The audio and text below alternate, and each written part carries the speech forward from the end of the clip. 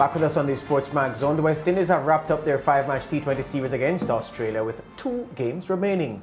On Monday, the Windies, captained by Nicholas Pooran, beat the Aussies by 6 wickets in St. Lucia to take a 3-0 lead. Batting first, the Aussies were restricted to 141 for 6 from their 20 overs, with all-rounder Moises Henriques top scoring with 33. In reply, Chris Gayle lashed 67 from 38 balls as the Windies made 142 for 4 from 14.5 overs. Gayle, who was scoring his first international half-century since 2016, also became the first player to score 14,000 T20 international runs. The 41-year-old is dead set on playing in the T20 World Cup later this year. To talk about the West Indies and Australia, 3 games into this 5-game series, is Fazeer Mohammed. Good afternoon, Fazeer. Good afternoon, George. All right. Did we learn anything new from that 3rd game played on Monday? Well, what we learned new is that Chris Gayle still has something left in him. And for many like myself who felt that his place was certainly not guaranteed, when you got the reaction when he spoke after the match, and indeed what he said about the pep talk that he got from his captain, Pollard, and just the reaction from everyone else in the squad when he walked back in after being dismissed for 67. He's clearly someone who is highly valued still in the West Indies team. So never mind what individuals like myself might say from on the outside, that a first half century in 5 years doesn't guarantee you a place in a World T20 squad. It does appear that he's valued to the extent that, having given you 6 names just a few days ago, George, you'll have to add 1 more. Yeah, and that's precisely where I was going to go with the second question, because here's the thing. You might think one thing, I might think the same thing or another thing, but perhaps it is that the selectors are triangulating their reasoning, and they're saying, well, look, we have a man who potentially can take the game away from the opposition in 40, 50 balls. Perhaps it is that we don't have many more like that in the squad. Perhaps Andre Russell for sure, based on his record. Pollard for sure, given his record. Everybody else is iffy in that regard. So even if for the 7 remaining games, international T20 games, we have the 5 against Pakistan to come and the 2 remaining against this Australia side, even if he doesn't fire, you get the sense that when they sit to discuss the squad, not many people will say, well, it was his first T20 half century in 5 years. Someone will say, yes, but it can take the game away for the opposition, and for that potential, we have to pick him. That may be what the dominant point is from the discussion about Chris Gayle, even if he doesn't make much more significant runs in the 7 T20 games left in this summer. You're right, George. I mean, if he doesn't get double figures the rest of the way, I think he's already being told, would he like a window or an aisle seat for that flight to Dubai, basically, or would he like champagne or whatever he wants for his beverage in first class? Because quite clearly he's enormously valued. And honestly, it really doesn't matter what we say or what we think. At the end of the day, it matters to the team and the squad. And Roger Harper and company, Pollard, Phil Simmons, and so many others will know what value he brings. So even if numerically you'd have to say again, 67 after a series of failures doesn't really amount to much, and even without him, the West Indies got 196 in the second match and won by 56 runs. At the end of the day, he is someone who's obviously highly regarded, highly valued, not just for his runs or his occasional wicket, but for what he brings in the dressing room as far as settling down some of the nervous young players, giving them some ideas and some pointers and so on. So, as I said, it's just a matter of aisle or window, and what is your favorite beverage? Definitely, Faz. So speaking about, highly favored and of course, that sort of togetherness, do you get the sense that, this West Indies team that we've been seeing in this recent series has been really gelling together, and that has been, contributing to their good performances?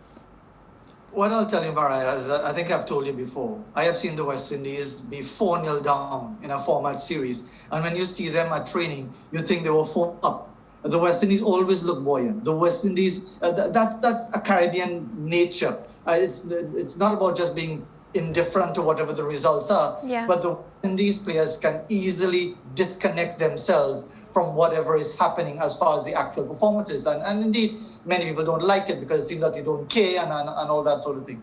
But I would certainly suggest that the fact that you've got possibly the strongest available team, you've got everyone who is not really feeling challenged for their position in the side, that there's a real togetherness in the squad, that they're winning after just losing 3-2 to South Africa and 3-0 up on Australia, even if it is an Australian team missing a number of key players. I mean, Aaron Finch has said he's not making any excuses for what has happened so far because they should have won the first match handily. It should have been probably 2-1 at this stage, but it isn't. So yes, the West Indies will look even more together when they're winning. But as I said, you could probably splice some bit of footage from a West Indies team in South Africa where they were on the verge of maybe losing 5-0, and you think that that wasn't the case at all. So it is about a West Indies psyche, but on this occasion, it's bringing results with it as well. Definitely. And speaking about performances, do you get the sense that Nicholas Pooran is being trained to take over the reins when, there's no longer Kieron Pollard and that era isn't there anymore? Well, it's automatic, isn't it? If he's vice captain with so many other senior players around, that really telegraphs the message. And clearly he's very comfortable in that role. When you can be a captain and be 3-0 up on Australia, it helps your confidence immensely. And in the same way we've been talking about Chris Gayle, Nicholas Pooran is in need of runs. He has barely scored a run for the West Indies or indeed for his franchise in the Indian Premier League. But again, he is obviously someone who is seen not just as a valued player, but as a valued leader already. So yes, I gave you 6 names. You could add Chris Gayle, you could add Nicholas Pooran to that as well as far as the squad for the World T20 because he's a young man. He, God willing, has a lot of cricket left in him, a lot of that he can achieve for the West Indies and for a long time to come. So quite obviously, he is being geared for that role to succeed Kieron Pollard whenever that time comes. Yeah, Faz, do you get the impression that Kieron Pollard is one of those influential captains in the selection room and so on, and he tends to get the players he wants, and the general feeling we're getting is that he wants Gayle for the World Cup? I certainly think so. I get the impression that again, Kieron Pollard has been around the world enough times in the game of cricket, has had enough dealings with West Indies. Remember at one time, he really aspired to play Test cricket for the West Indies.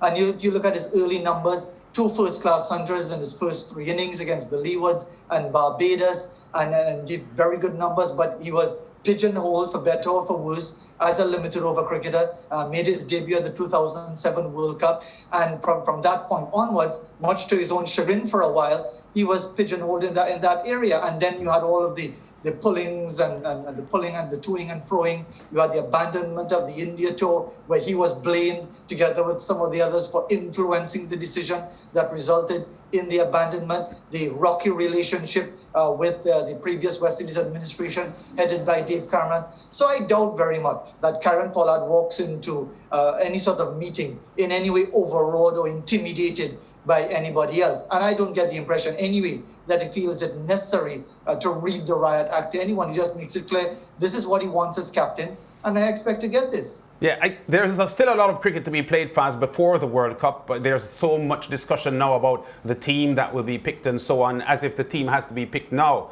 because there is the CPL coming, the back end of the IPL to be continued before the World Cup in October. But Chris Gayle will be 42 years old by the time the World Cup starts, and he is right now being targeted as a number 3 because his opening spot, looks to have gone, because Lendl Simmons and Evan Lewis are the 2 men that are being targeted, it seems, for the opening spot. Do you feel that Chris Gayle can be as effective as a number 3 batsman for the West Indies in a big tournament like the World Cup as he had been as an opening bat?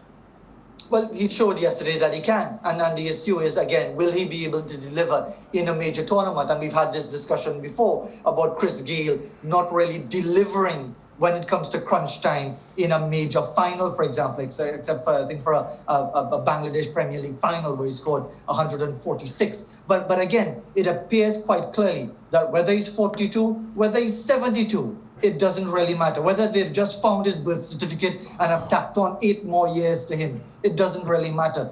What matters is that Chris Gayle in the dressing room, on the field, either getting out with a poor shot or smashing it somewhere into the next parish, is someone who is valued in a West Indies T20 team as it is right now. So the fact that he's going to be 42, not too far away from now, is really irrelevant.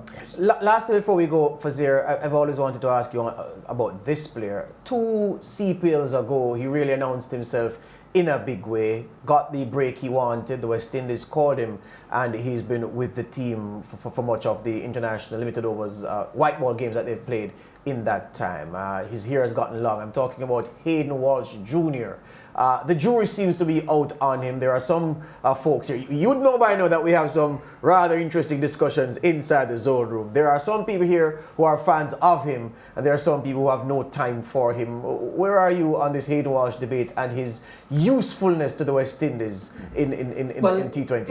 If those folks in the room don't believe him, much like Chris Gayle, he couldn't give a red rat's hairy behind, because he believes in himself, quite obviously. And I think more than anything else, from West Indies spinners especially, you need to have that self-belief, because we have that culture, that history of discarding spinners from the moment they feel uncomfortable with their own situation. So hopefully you're able to hear me clear. Apologies for the instability. We're hearing you clearly. It's clear. Right, but certainly I would say that Hayden Walsh, from what we saw in the first match when he helped to bowl the West Indies to victory, and what we've seen in the subsequent matches, should have had 3 wickets as well last night. He is clearly someone who believes he should be on that plane as well. So he's probably asking, I'll take a window seat, please, and I'll have this as my beverage.